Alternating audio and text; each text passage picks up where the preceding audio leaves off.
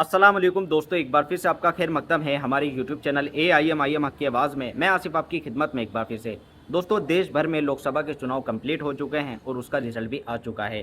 BJP सरकार जब से बनी है, यानी 4 जून के बाद से जब से बीजेपी की सरकार तीसरी बार बनी है, उसके बाद मुसलमानों के ऊपर अत्याचार शुरू हो चुके हैं। जी हाँ दोस्तों, अगर आपको यकीन नहीं आ रहा तो मीडिया की रिपोर्ट है कि किस तरह से यानी 4 जून के बाद से मुसलमानों को टारगेट किया जा रहा है, मुसलमानों के घर को तोड़ा जा रहा है, मुसलमानों को मॉब लिंचिंग में मारा जा रहा है। मीडिया की रिपोर्ट के हिसाब से आपको मैं सारी रिपोर्ट बताऊंगा कि कहां पर क्या चीज़ हुई है। इसी के ऊपर आज असदुद्दीन ओवैसी साहब ने आवाज़ उठाई और असदुद्दीन ओवैसी साहब इस पर बोले, अच्छी तरह बोले और ओवैसी साहब ने इस मुद्दे को सरकार की नज़रों में लाए। पहले तो मैं आपको असदुद्दीन ओवैसी साहब की वीडियो दिखा देता हूं कि ओवैसी साहब ने पार्लियामेंट में क्या बोला। उसके बाद में आपको इमरान मसूद जो सहारनपुर से जीतकर आए हैं, जो कांग्रेस के नेता हैं, उन्होंने भी मॉब लिंचिंग के ऊपर आवाज़ उठाई है। तो मैं आपको दोनों की वीडियो दिखा देता हूं, दोनों ने मॉब लिंचिंग के ऊपर क्या बोला। वीडियो देखें। सर, 4 जून के बाद 6 मुसलमानों की मॉब लिंचिंग हुई। 11 घरों को मध्य प्रदेश में मोदी के बुलडोजर ने निस्तनाबूद कर दिया।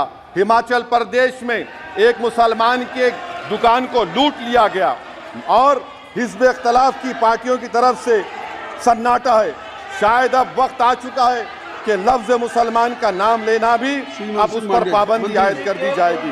सर, मैं ये बात बताना चाह रहा हूँ कि नरेंद्र मोदी को जो मैंडेट मिला है। एक मिनट ओवैसी साहब, आप लोग बैठ जाएं, कृपया आप लोग बैठ जाएं। श्री मनसुख मांडविया जी, आप लोग बैठ जाएं, कृपया माननीय सदस्य बैठ जाएं। श्री मनसुख मांडविया जी, मनसुख मांडविया जी, कृपया आप लोग बैठ जाएं। अपने प्रारंभिक कृपया आप लोग बैठ जाएं। आप लोग बैठ जाएं। माननीय सदस्य ने अपने प्रारंभिक भाषण में जो शब्द प्रयोग करा है उसको ऑथेंटिकेट करा जाए।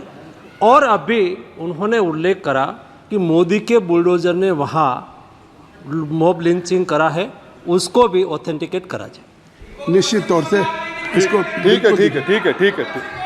ठीक है। ओवैसी साहब, जब भी कोई बात नहीं सर, आप चेयर पर बैठे हैं जी, इसलिए आप मंत्री जी को पेट में दर्द हुआ, माशाल्लाह, शुक्रिया उनका। नहीं, तो सर मैं मंत्री की जवाबदेही है अरे ये नहीं, मंत्री इससे बुरी बात क्या है? पेट में दर्द हो सकता है, वो दर्द ये सब ठीक। अच्छा, दर्द हुआ, चलिए दर्द हुआ, दिल का दर्द हुआ।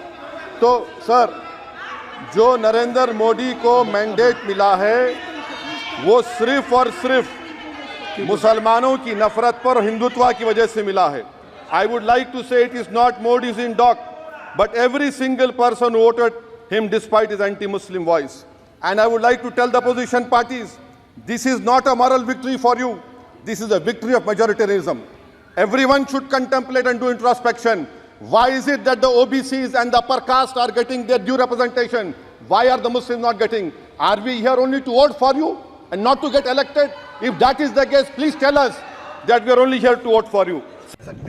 आप बार बार मान्यवर लगातार चल रहा है कि कानून देश में कड़े बनाए जा रहे हैं, लेकिन भीड़ अनियंत्रित होकर के जिस तरह से लोगों को मारने का काम कर रही है, जिसे मॉब लिंचिंग कहते हैं। मेरे जनपद में, मेरे मंडल में 3 लोगों को छत्तीसगढ़ के अंदर मारा गया। मान्यवर उत्तर प्रदेश के अंदर, अलीगढ़ के अंदर इस प्रकार के भीड़ तंत्र ने एक व्यक्ति की हत्या की। मान्यवर आगरा के अंदर 2 लोगों ने आत्महत्या की, केवल पुलिस के उत्पीड़न से तंग आकर के। मान्यवर फिरोजाबाद के अंदर एक कैदी मारा गया, जो पुलिस सही सलामत उठा करके ले गई। जो ये हालात देश के अंदर बन रहे हैं, आप कानून सख्त करने की बात कर रहे हैं मान्यवर, ये कानून सख्त करने से केवल काम नहीं चलेगा, उसके ऊपर अमल करने से काम चलेगा। तो आपने वीडियो देखा, दोनों शख्स की वीडियो देखा, दोनों सांसद की वीडियो देखा, किस तरह से उन्होंने सरकार के सामने मॉब लिंचिंग को लेकर सरकार से सवाल किए हैं। और अगर बात की जाए 4 तारीख के बाद से किस तरह से मुसलमानों के ऊपर अत्याचार हो रहा है, किस तरह से मुसलमानों को टारगेट किया जा रहा है, तो मैं आपको रिपोर्ट दिखा देता हूं। 7 जून की रिपोर्ट है। छत्तीसगढ़ के रायगढ़ में हिंदुत्ववादी भीड़ ने 3 मुस्लिम युवक सद्दाम कुरैशी, चांद मियां खान, गुड्डू खान पर बेरहमी से हमला किया। इनमें 2 की मौके पर मौत हो गई, जबकि एक युवक की 10 दिन बाद मृत्यु हो गई।